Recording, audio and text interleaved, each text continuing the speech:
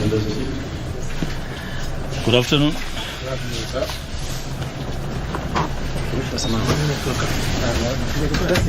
A statement from the Commission as regards the verdict of the Supreme Court today on the presidential election petitions. The Commission appreciates Kenyans for peacefully exercising their democratic right to vote on the 9th of August in accordance with Article 38 of the Constitution of Kenya 2010. In fulfillment of the Constitution, the Commission put in place a robust and transparent election infrastructure to ensure that the votes cast were counted, electronically transmitted, verified, tallied, announced and declared in line with Articles 81 and 86 of the Constitution. The general election was conducted by about 1,000 dedicated permanent employees of the Commission, assisted by over 400,000 temporary staff countrywide. The Commission is grateful to this staff for a job well done. Additionally, the Commission recognizes the support by stakeholders, including the judiciary, the National Police Service, and service providers who participated in the electoral process. The Commission gives special recognition to development partners who provided support that bridged financial gaps in the Commission's budget. In the course of discharging our constitutional duty, the Commission and its staff endured harassment, intimidation, abduction, arrests, and some lost their lives.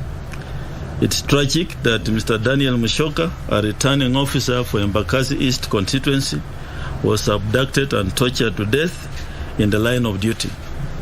In addition, Mr. Geoffrey Kitobo, a returning officer for Kishugu constituency, died in what could be election-related stress upon completion of elections in his constituency. In this general election, the abuse of IEBC staff reached an unimaginable scale.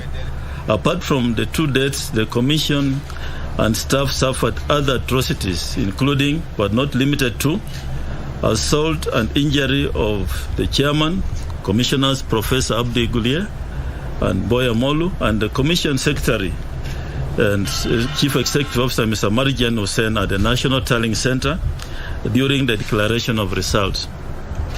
Unwarranted arrest of a voter education coordinator by Anti-Terrorist Police Unit on the floor of the National Tallying Center, who was detained for 3 days.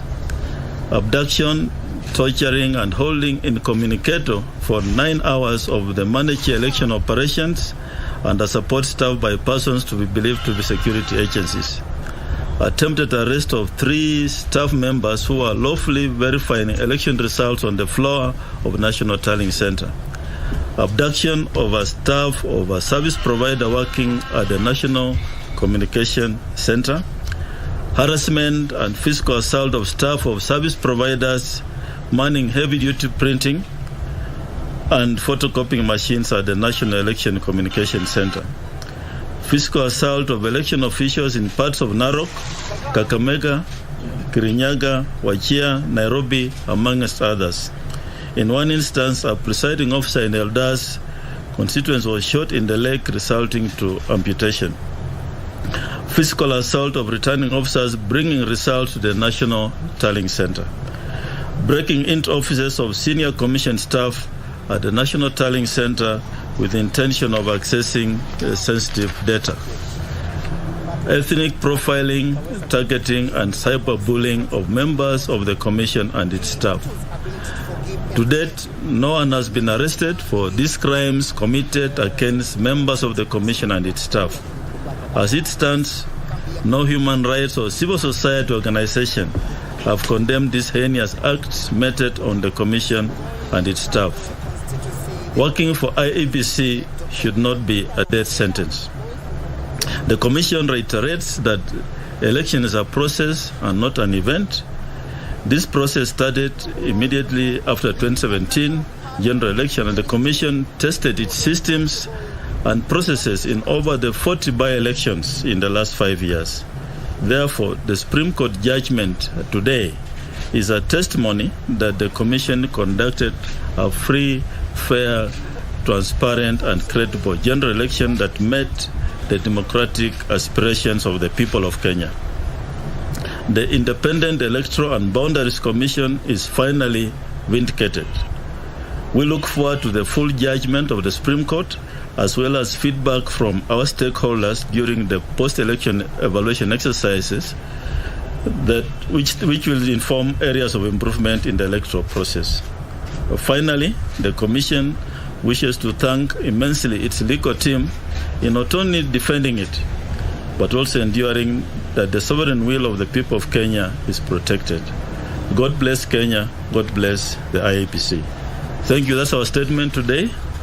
And unless you have one or two questions, I believe it's been a great day. Thank you. Thank you. My name is Kissi.